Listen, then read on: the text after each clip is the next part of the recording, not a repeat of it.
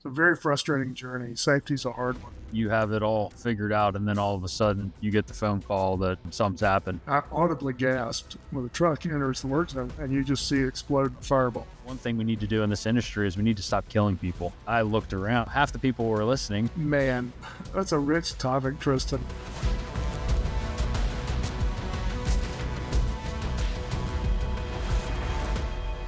Welcome to The Edge.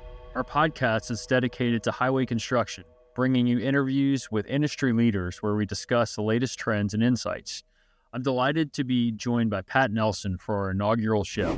Pat is the president of Lehman in Memphis Stone and Gravel. He's also the incoming chairman of the National Asphalt Pavement Association and one of the kindest and most thoughtful people that I know, and somebody that I go to advice for regularly. So, Pat, honored to have you on the podcast as our first ever guest. Welcome. Oh, I'm glad to be here, Tristan. Thanks for inviting me, and appreciate that encouragement. So thank you very much. You bet.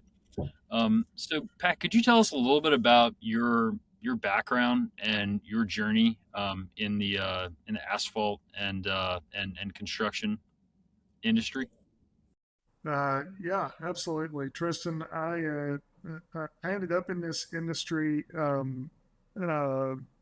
providentially, the old-fashioned way. I married into it, and so one of the in addition to being married to an amazing woman for the last 32 years, I've gotten to be in just what I think is one of the greatest industries on the planet, which is road construction and particularly asphalt paving. So I married into the family business and really didn't intend to work in the industry. I thought I wanted to be a doctor, actually. And I'm very grateful I wasn't a doctor because I'd be broke, because I'd be a terrible doctor. But nonetheless, just really, like I said, just God's grace and providence ended up in just an awesome industry that I've really loved for over 30 years now. So. Wonderful. And you actually, could you talk a little bit about the first role that you had when you joined the company? Yeah, Tristan, I think my father-in-law, Catherine's dad, didn't really intend on hiring me either, but I think he wanted his future son-in-law to have some sort of gainful employment, so he felt sorry for me. And my first job in the company, Tristan, I worked on the drill crew. We still operate a drill today that does exploration and prospecting for sand and gravel resources, mostly in West Tennessee and North Mississippi. And so I tell people the best shape I've ever been in my life was the probably 6 months that I worked on the drill crew, toting around 100-pound augers and putting them on the back of the drill. I was ripped. I haven't looked like that since. And you were involved with the IT department as well at one point. Is that correct? Yeah, I wore a lot of hats, Tristan, as many people do in family companies, right? Like you, and I'm so grateful. I think I was pretty frustrated in my 20s, that I wasn't, using my college degree per se. In fact, I think my first job in the office, Tristan, one of our engineers handed me a stack of maps. I don't know, it's probably 50 pages of maps we didn't have a color copier at the time, and he handed me a box of colored pencils, and he handed me a key to go from. He said, "I need you to color all of these maps exactly like this." And I sat there for like 2 hours, like coloring at maps, and I thought, this is stupid. I'm going to Kinko's, which is now FedEx office, and I paid for it myself to have him copied and colored. And I took him back to his office. An hour later, and he was like, "You already done?" And I was like, "Oh yeah, I'm done." I remember thinking, I was like, I've got a college degree and I'm sitting there coloring maps. I could have done this in kindergarten. No, but see, I wore a lot of hats from drill crew to environmental to earth moving. We ran some pretty large earth moving operations once upon a time.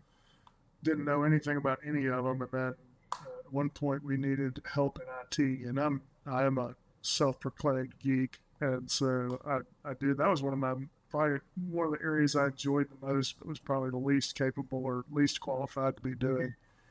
Um, and yeah, just kind of figured it out along the way. Surveyed for a little while. I did a lot of things that I wasn't qualified to do, and I just had to go. Usually, get online or go find a book and read how to do it. But And how did you kind of find your way into the president's seat? um, I went back to grad school, Tristan, in it's probably '02 or '03. I went back to get my MBA, and I think the thing I realized probably in my early 30s was that I just didn't. We were laughing about being the IT guy that I wasn't qualified to do. I realized that I had an ambition to lead and to I aspired at the time to want to run the business, but I realized, Tristan, that I didn't have the credentials or the qualifications to really be able to do that, and they were tools that were not in my tool bag. So I went back to school. I wouldn't recommend this to your younger listeners with young families. I've kind of foolhardily went back to school while working full time with 4 kids under the age of 9, um, and yeah, it was not one of my wisest decisions. But we did it, we made it through it. It was pretty hard, but I came out of that with I finished that MBA in 2005, and I think, Tristan, the thing that it did for me more than anything else that I had done up to that point was it changed my mindset from one of scarcity thinking to more of an abundance or a growth mindset. And I looked at the business, I looked at opportunities differently. Um, Coming out of that program, and really began to think in the lens of, hey, what is this thing capable, or what's possible um, with this business. And about the same time, Brad, talk about full circle being on this call with you. About the same time, I went to go see your family's company right after Katrina. So that would have, I would have been finishing that program. Yeah, I would have graduated in the spring of '05. Katrina was what, 2006? Yep, that's right. Yeah, so about a year later, shortly after Katrina, I go to see the Wilson family in New Orleans, and had dinner with your 2 uncles, met your dad, and I remember coming back from 3 days of visiting Barrier, and man, I was inspired, or just man, here all these things, that, again, this growth mindset of what's possible, and we began to chip away at those things over a long period of time. It's really interesting about the MBA thing that you mentioned, Pat, because I think the only reason why, well, one of the main reasons why my dad actually decided to go back and get his MBA, as you did, with a bunch of kids that were, 4 children as well, probably all under the age of 12 or 13, was one of his brothers was so good at managing operations in the field and just with connecting with people, was that he basically said, I'm never going to be better than he is at that stuff. So I better go learn some other skills, if we're going to be able to kind of make a go of this thing. And that's, he actually went to Tulane and then ended up in the same study group as Brian Cooney, who eventually became Yeah, the CFO, of Barry, and somebody who we both know well. So yeah, I mean, that's one of the things that, I brag on this industry all the time. One of the things I love about this industry is the willingness to share. I mean, the things that your family shared with me and others that I got involved with over the years was just, I mean, it's just so generous. And it's been they taught me that spirit of giving and willingness to share things that you learned and share mistakes that you made. Um, it was, that's if you're willing to listen to that advice and take it to heart, man, it can save you a whole lot of pain and a whole lot of money. Uh, Well, I think yeah, it's one thing to have the knowledge. It's another thing to actually come back and act on it. How were you able to do that? I'm imagining you probably have a notepad from all your visits of things that you've learned. How were you able to come back and then try to like make some change? I specifically remember coming back from that first trip to New Orleans and meeting with your family and a couple others, and not being able to digest kind of everything and really make a plan of attack.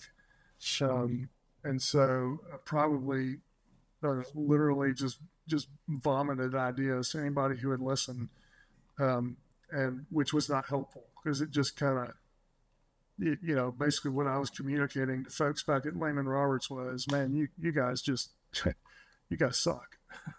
and, and we got a lot of things to fix, and we were like, okay, great, where do you want to start?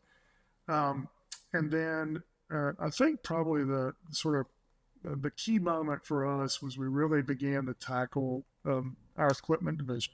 And I remember we had a board member even going back into the 90s who just called our equipment division a black hole. And That's not a and it was just a black hole that was just sucking up capital from the business. And so we brought in some experts to help us begin to think about that and begin to strategically begin to tackle and it, my father-in-law was exceedingly patient and gracious with me in that he knew it was a black hole too, and really allowed myself and my partners to be able to really tackle that, and I think, and the organization knew it too. They just didn't know how to do anything about it, and so that was probably our first kind of domino that we really leaned into, and there were others after that, from safety to IT systems, ERPs. I mean, there were a lot of things that happened in probably 10, 11, 12 year period of time that I think really moved the needle for us. And how did you kind of navigate through those individual things? Were there like champions that you assigned in each area, or how'd you figure it out? Yeah, we always had champions who were helping in different areas, but about that same time, Tristan, let's see, I became president in 2012, and uh, I began reading. Uh, uh, After grad school, my reading pace really picked up. And so I was reading at the time, I was reading a book by Patrick Lencioni called The Advantage. And in that book, he really advocates for organizational health. And, he's got some very practical things in there, and he really talks about building an organization that's foundationally built around trust. He talks about these concepts like healthy conflict. And so around that same time, I was doing that reading. I actually brought somebody in from Lencioni's organization called the Table Group, and we really focused on that organizational health piece and having a strong leadership team and executive team that I think was a real accelerator for us as we were working on more tactical things within the organization and some strategic for that matter. But and there were things, Tristan, that went really well and that were relatively easy lift, and then there were things that we still haven't gotten figured out. I mean, it just, I mean, like the safety one. As you well know, we were acquired by Granite Construction last fall, and their safety record is just off the chart. I mean, incidents, severity, I mean, just world class. They wouldn't say that. They think they've got a long way to go, which I appreciate. I appreciate that level of continuous improvement. Um, but they've been really instrumental in helping us to, on a safety front, to begin to really move the needle. And we've seen a pretty significant decline in our incidents this year, and I think they've come in and been helpful in that area. And that was one that, and we just never. I mean, we'd take 2 steps forward and sometimes 3 back, and we'd take 2 steps forward and we'd be 1 step back. It was just it's a very frustrating journey. Safety's a hard one because you're trying to change hearts and minds really at a very deep level. Um, and and and safety was a very difficult one. And again, I'm grateful we're making some strides there. That's great to hear. Yeah, safety is a journey, and I'm familiar with thinking you have it all figured out, and then all of a sudden you get the phone call that something's happened, and it's serious. And I mean, we had a lockout tagout incident today that I'm still just like had had somebody remove a contractor's lock off of a generator and then cranks the generator. I'm just like, come on, man, you're killing me. you mentioned the sale of the business to Granite. Could you tell us a little bit about kind of what led to that and how things are going since the acquisition? It was a very well, we hired a banker to help us run the process who did an outstanding job, ran a uh, very clean and well managed process for us. Things leading up to that are, family business is hard. And I think you know this, I know this. Anybody who's listening to this who's in family business will appreciate that statement. But, it's just hard. And when you near an intersection of succession, it's also gets hard in those respects too. And I had awesome partners in the business who I loved dearly, but we didn't always agree either, right? And so, particularly as you begin to contemplate what the next generation will look like, and there were a lot of kids in that generation.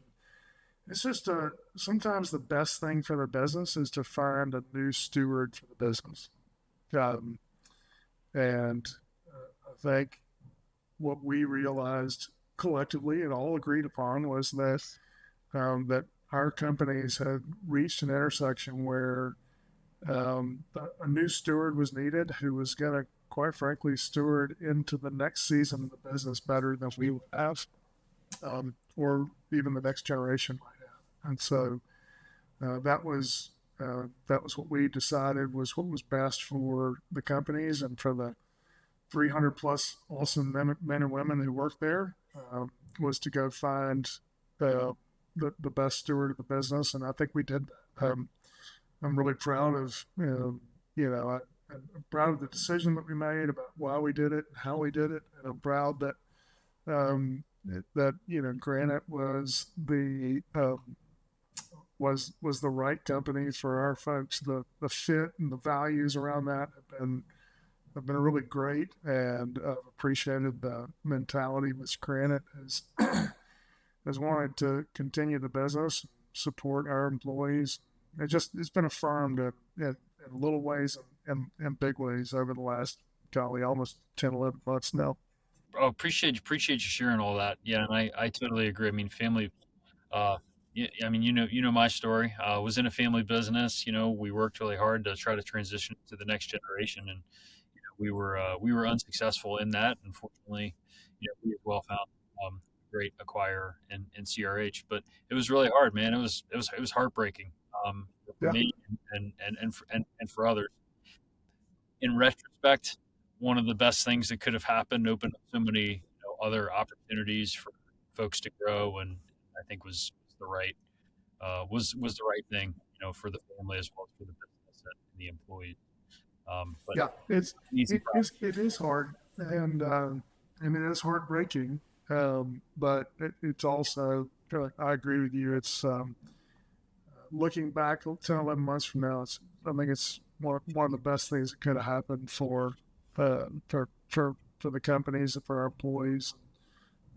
They're in good hands.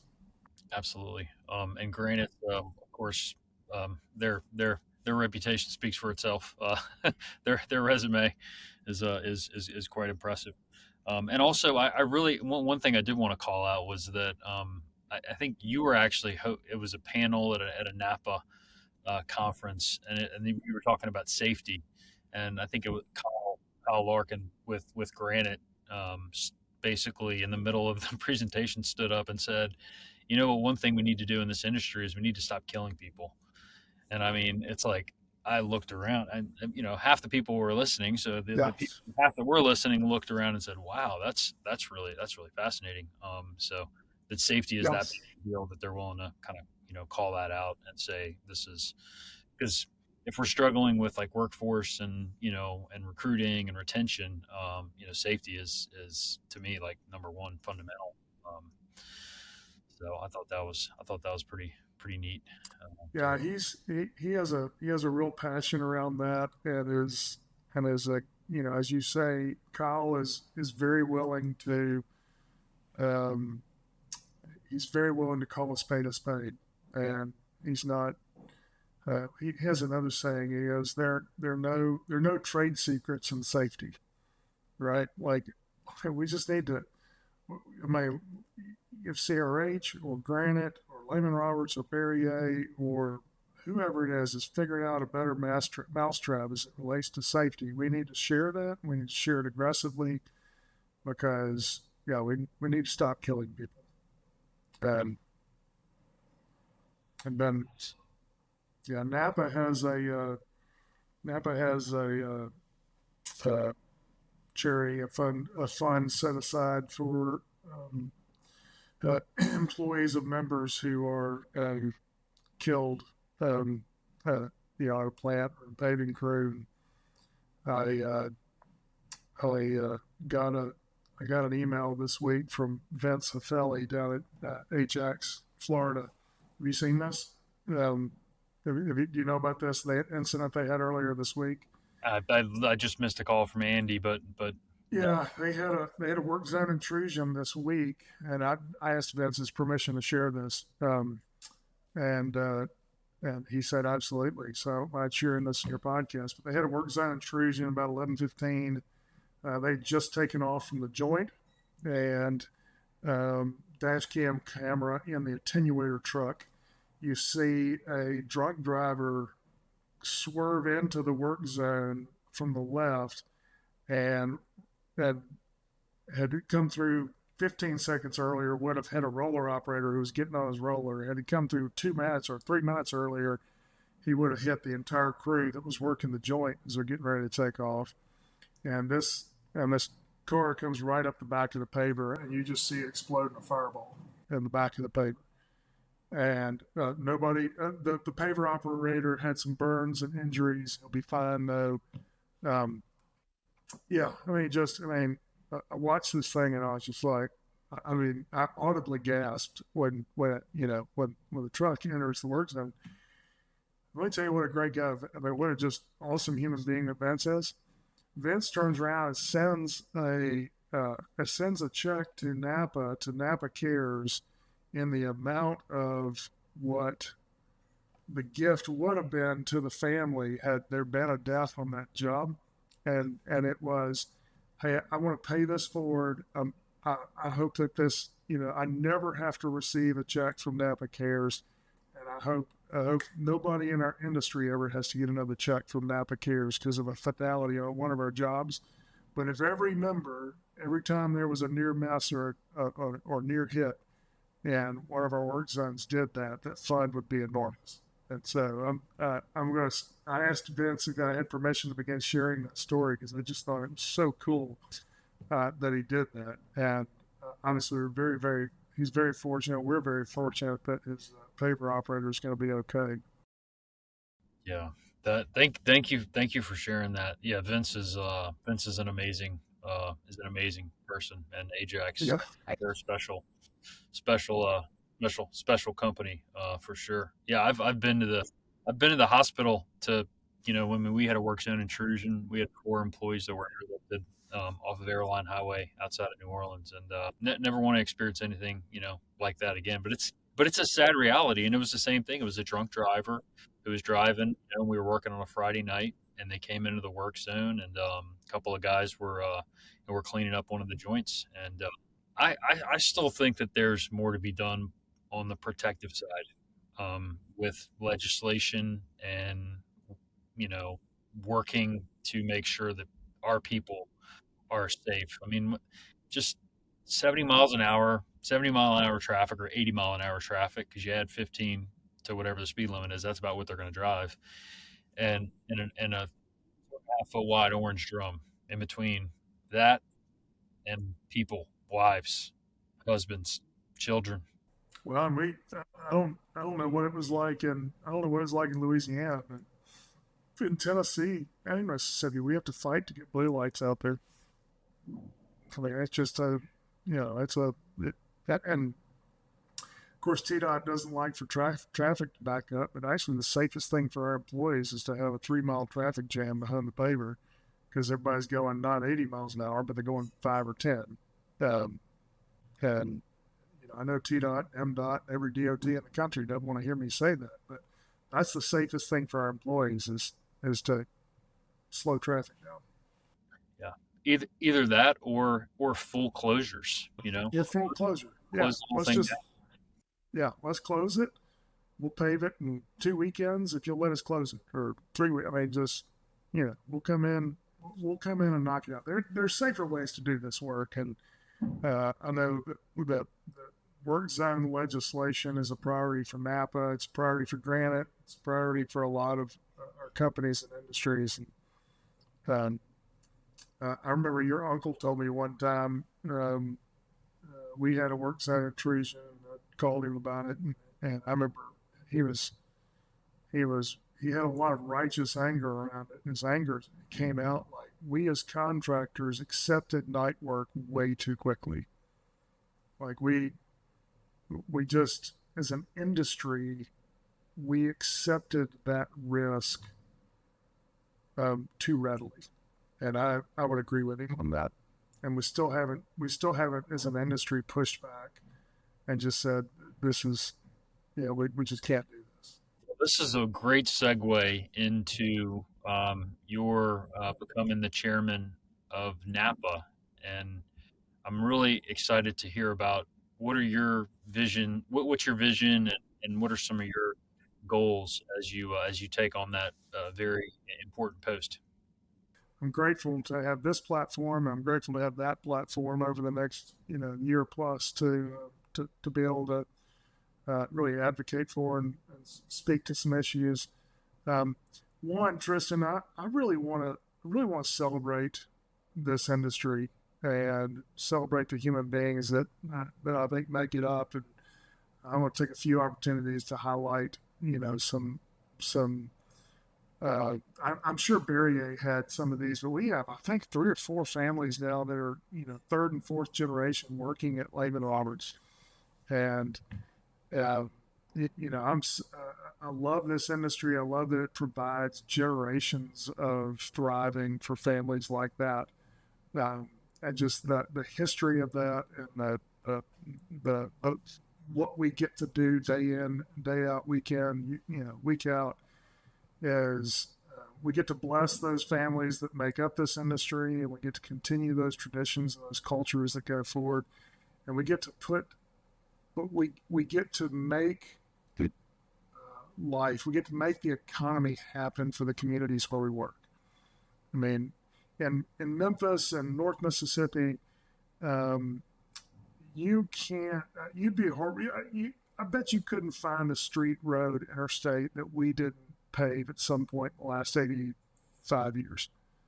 I mean, we may not have been the last contract, we might have been the first one, but I mean, that's true in New Orleans for Berryer. It's true in Northern Virginia for Superior. It's true in California for Granite. I mean, it's just, Granite's 104 years old, 103 years old.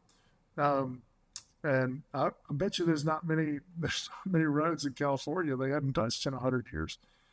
And so we just get to be part of that legacy. So one of the things I want to do is just celebrate that and really just highlight some of the families, some of the culture, and really the impact that we as an industry get to make. And I think that's important that we celebrate that, because as young folks come up in this industry, man, it's not just an engineering job that's, it's not just a job working on a paving crew. It's not just a job estimating, a bid coming up.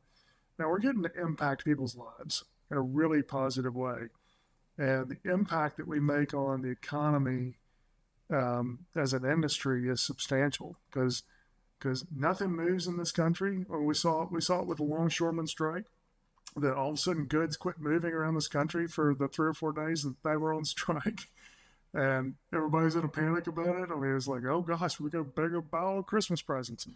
Man, if our infrastructure isn't there coming out of those ports, the same thing is true.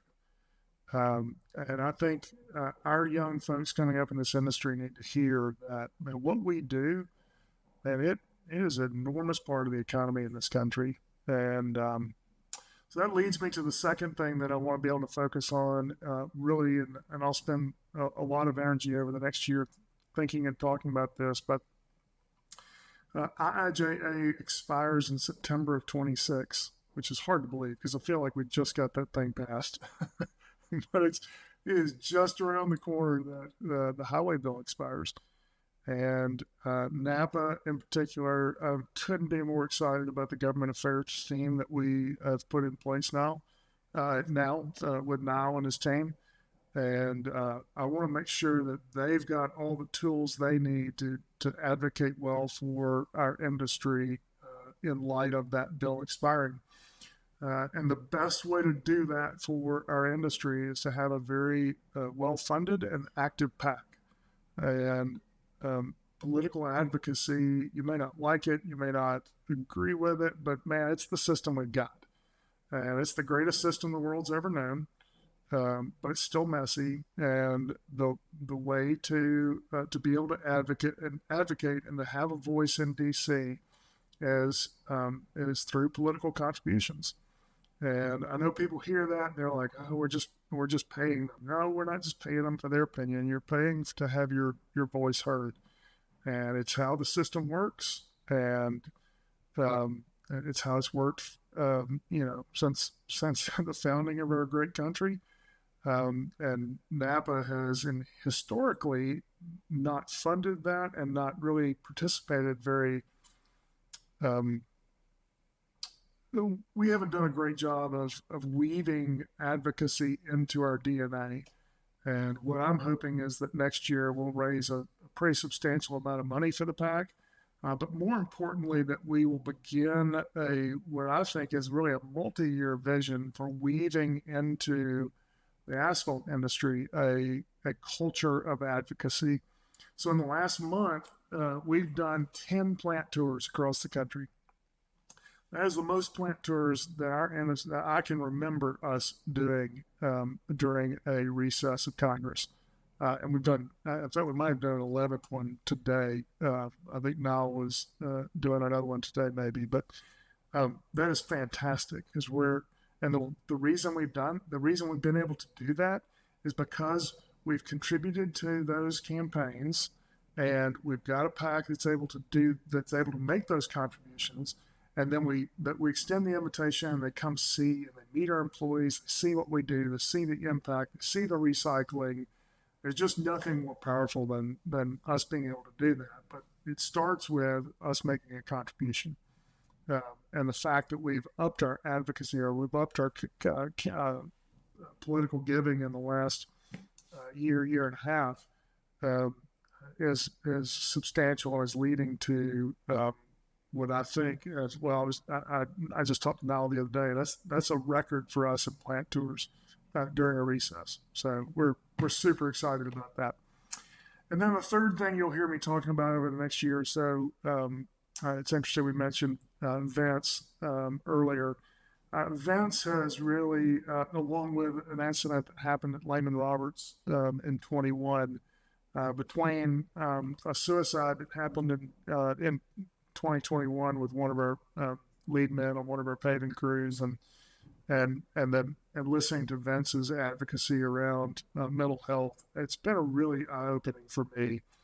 I'm so glad that we spent a good bit of this conversation talking about safety, but I think it maybe even more so than work zone safety, the mental health of the construction industry is really in. I don't think this is being too dramatic. Is to say it's in a crisis, and I think we as leaders in our organizations and other leaders need to begin to be comfortable about talking about mental health in our industry. We need to be providing resources around that.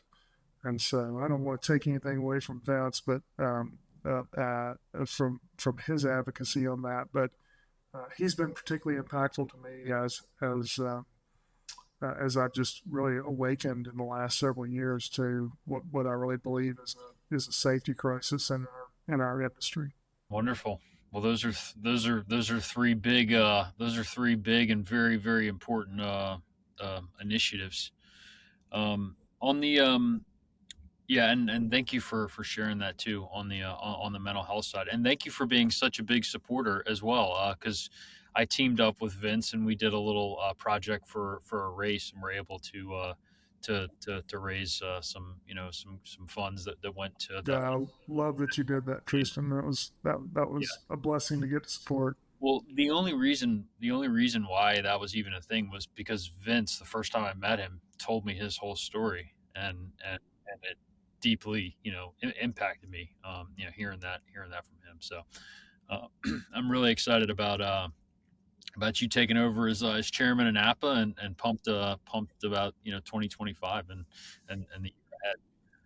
So I do want to shift gears a little bit. I do want to talk a little bit about bidding, because you and I have had a lot of conversation about this, and I'd love to hear if you could maybe share some of your thoughts about estimating and bidding, and share any kind of stories that you think are noteworthy.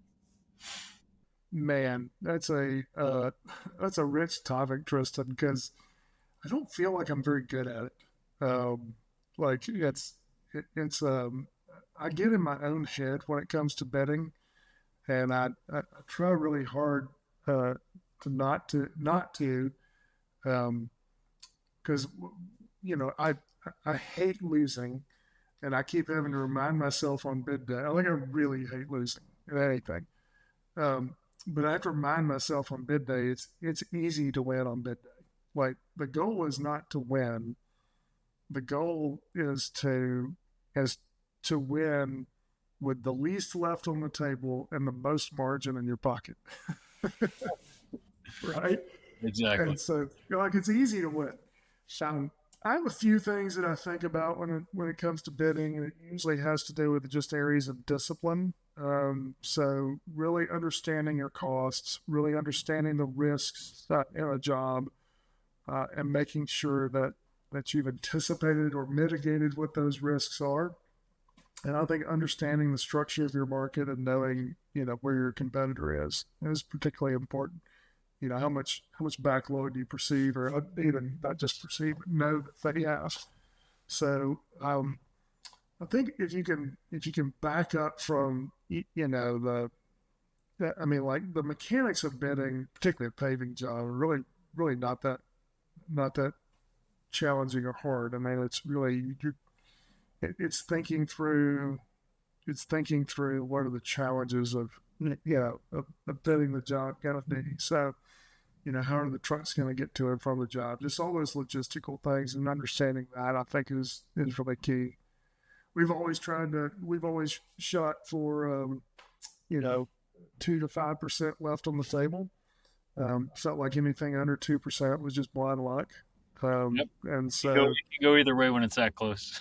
right, I mean, it's just it's fun when you win by it's fun when you win one by $100, but It That's just that's hurts just as bad on the other side. yeah, that's exactly that's just blind luck. So we are always trying to aim for that range. If we leave more than 5% on the table, I'm usually doing a little after action on okay, well what we miss, what we not see, what we what can we learn from that. But bidding is an art. Like there's the mechanics of it that are really relatively easy, and then there's the art piece of it, which is it is harder, and it's the part I really don't think I'm very good at because I can play mind games with myself. And I have a saying around our office that the contractors become complete idiots at 8 o'clock on the morning of a bid opening. If it's opening at 10 at 8 o'clock, we all lose our minds. Uh, and so I usually try to have it put to bed before that point. Like it, I'm not saying I don't ever do it, but we rarely change a bed on the morning of because I just know myself, and I know that's when I'm going to do something stupid. It's just taking money and just pulling it straight out of your pocket and throwing it up in the air. Usually, yeah, usually unless there's some new, some new bit of information that's come to the table or come to light, but that just doesn't happen. I mean, you pretty well on 99% of your beds, you got it pretty well figured out, by that time. But yeah, usually just cutting margin out of the job, which is yeah. I remember a bid. God, this has been fairly recently in like the last couple of years.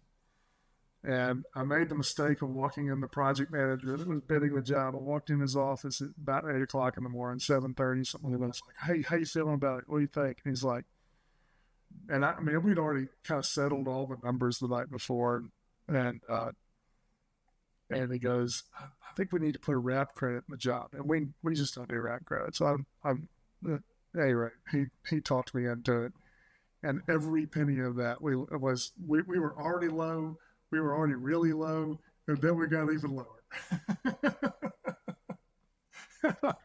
I'm like, and we ended up leaving like 10% on the table. I'm just like, I just broke my own rule. I hate when I break my own rules.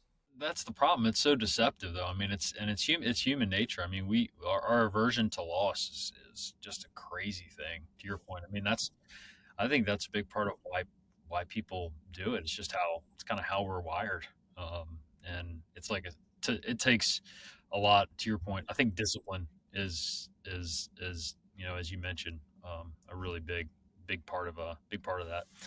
Um, I wanted to ask you a quick question on something. What is the phrase "What did you say" mean to you?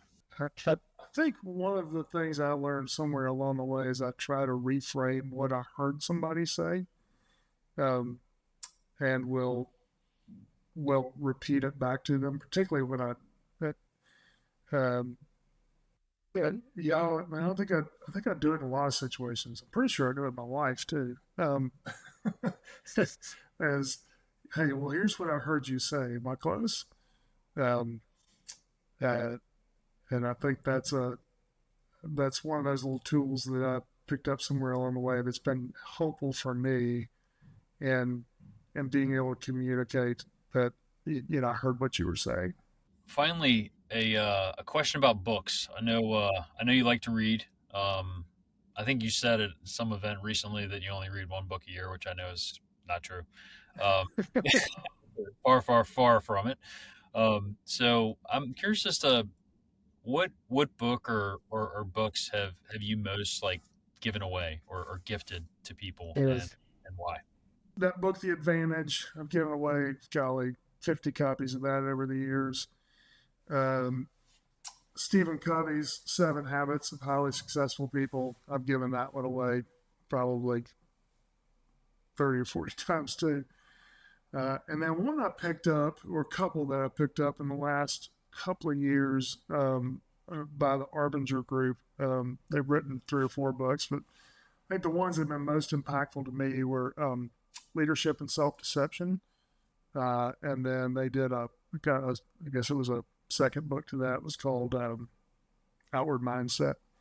Um, and both of those have been really impactful to me. And then probably one you wouldn't normally think of that I recommend pretty regularly is that American Icon, which is the story about Alan Mulally taking over Ford Motor Company during the recession. And ironically, I didn't even think about this as I was saying that one, but somebody sent me a YouTube video, and it was an interview of Patrick Lencioni and Alan Mulally. And Alan Mulally is sitting there in this interview with Lencioni, holds up a copy of The Advantage, and he goes, "Everybody gives me all this credit for turning around Ford Motor Company." And he goes, "This is what I did. And that was my playbook for what he did at Ford." I'm not entirely sure that's he's telling the whole truth there, but it was pretty cool. He's bragging on Patrick. Good stuff. Yeah, we've with the Lencioni made the rounds at my last Yeah, employer. And, we need Alan Mulally to go back to Boeing. Is what we need him to do. But I'm quite sure Boeing would love to get him back right now. yeah, I bet they would. What are the 2 or 3, 4 books that you give away? Let's see. The first one is the Untethered Soul by Michael Singer.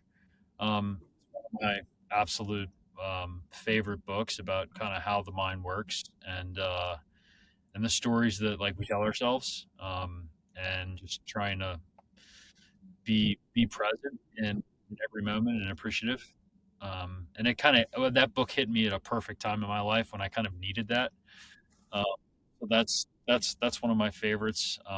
Another one is Dale Carnegie's. It just teaches you how to be authentic and interested in other people. Like I feel always have kind of felt like there's like two groups of people in the world. There's people who are really interested in others, and there are people who are not really interested in others.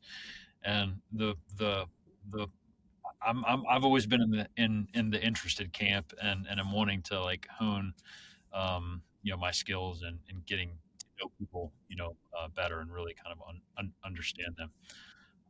So those are two of the those It's are good ones. the third one is Extreme Ownership. Um, Ah, such a good book.